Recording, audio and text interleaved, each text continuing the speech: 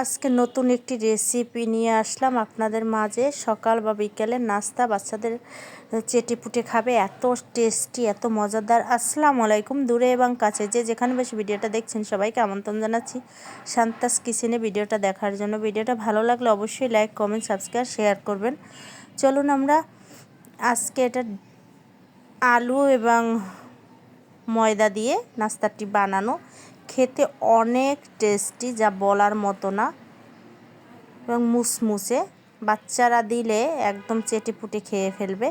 চলুন আমরা মূল পর্বে চলে যাই। এখানে দুটো আলু সেদ্ধ নিয়েছি। এটা দেখেন, এটা দিয়ে পিঠের দিয়ে সুন্দর করে নিব, তাহলে একদম কোনো আস্তা থাকবে না। এই পর্যায়ে দেখেন বিট করে নিচ্ছি আলুটা, সেদ্ধ করা আলুটা। তারপর এটা হাত দিয়ে ভালো করে মিহিন করে মেখে নেব।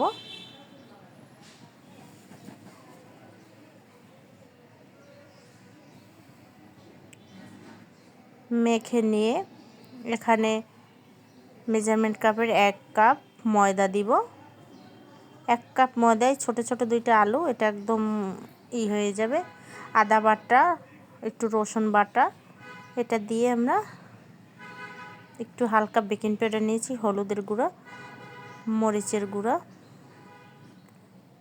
তারপর জিরা টালার গুঁড়া, একটু গরম মশলার গুঁড়া, এটা দিয়ে দিলে গোলমরিচের গুঁড়া, এই মশলাটা দিয়ে ভালো করে মেখে নেব আমরা। নাস্তাটি খেতে অসাধারণ, এত টেস্টি, যা বলার মতো না। একবার হলেও বাসায় আপনারা ট্রাই করে দেখবেন। এটা ভালো করে এটা দিয়ে মেখে নিব আমরা।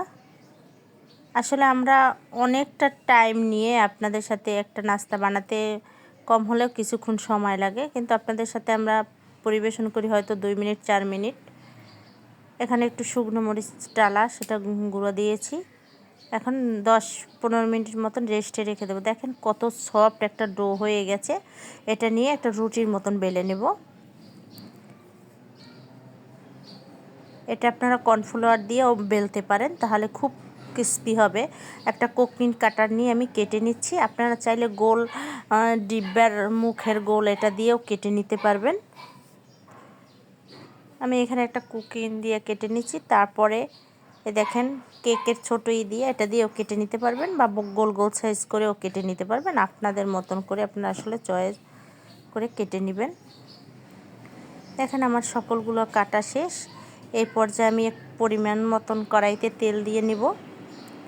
একদম ডুবো তেলে এটা ভেজে নিতে হবে। একদম তেলটা গরম হয়ে যাবে, ওই পর্যায়ে ঢেলে দিব সবগুলো।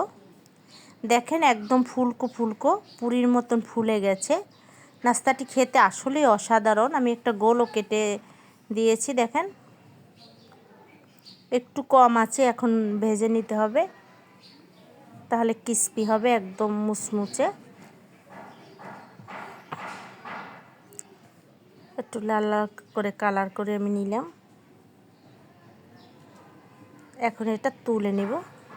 এভাবে করে সবগুলো আমি তৈরি করে নিয়েছি। খেতে অসাধারণ, যা বলার মতো না। একবার হলেও বাসায় ট্রাই করে দেখবেন।